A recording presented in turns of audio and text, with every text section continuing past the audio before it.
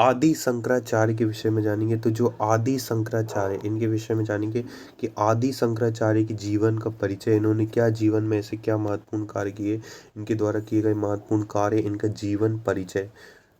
तो सबसे पहले ये बात करें, आदि शंकराचार्य का जो जन्म था वो एक गरीब मलयाली ब्राह्मण परिवार में हुआ था 1788 ईस्वी में, केरल के आधुनिक एर्नाकुलम कलादी नामक गांव में हुआ था। उनके पिता थे शिव गुरु और शास्त्रों के अनुसार प्रवीण थे। माता थी आर्यम्बा। आर्यम्बा शिव गुरु और आर्यम्बा के विवाह के कई वर्ष बाद तक उन्हें कोई संतान नहीं हुआ। काफी समय तक उन्होंने भगवान शिव से एक पुत्र प्राप्ति।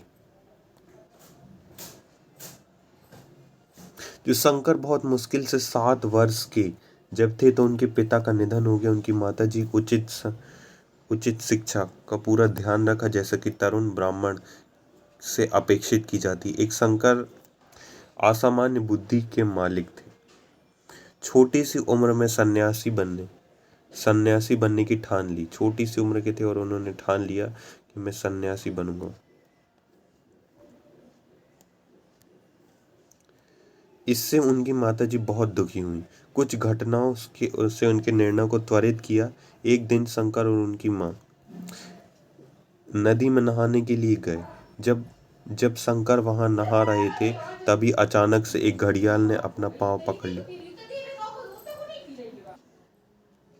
तो देखो, एक दिन क्या हुआ कि जो शंकर थे, शंकर यानी मेरा तात्पर्य आदि शंकराचार्य थे और उनकी माँ, ये दोनों क्या हुआ, नदी में नहाने गए। तो नदी में नहाने गए तो क्या हुआ, मगरमच्छ ने शंकर का पैर पकड़ लिया। अब शंकर का पैर पकड़ लिया तो ये बोलते कि माँ मुझे सन्यासी बनने दो, वरना मैं मगर के पेट में चले जाऊंगा, मतलब मगर को खा लेने दूंगा। माँ झटपट में मान गई, हाँ भैया ठीक है ठीक है ठीक है बना दो, अरे यार कर सकते।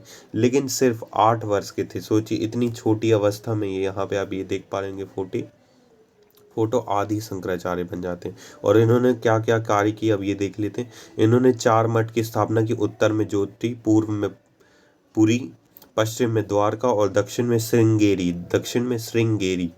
उन्होंने अपने चारों शिष्यों, उनके 4 शिष्य थे, त्रोटकाचार्य, पद्मद, पादमद, हस्तमाला, सुरेश्वराचार्य, क्रमशः इन चारों मठों में कहा कि अब कार्यभार संभालो। हिमालय पर्वत की बीच जोशीमठ और बद्रीनाथ के बीच निर्माण के बीच शंकर हिमालय पर्वतों की ऊंचाइयों की तरफ प्रस्थान करे गए और उन्होंने 32 वर्ष में अपनी देह त्याग दी। सोच रही, महज 32 साल में जितने भी महान लोग हुए वो बहुत कम वर्ष जिए। जैसे बात करें रानी अवंतीबाई, केवल 26 वर्ष में अपना शरीर त्याग दिया।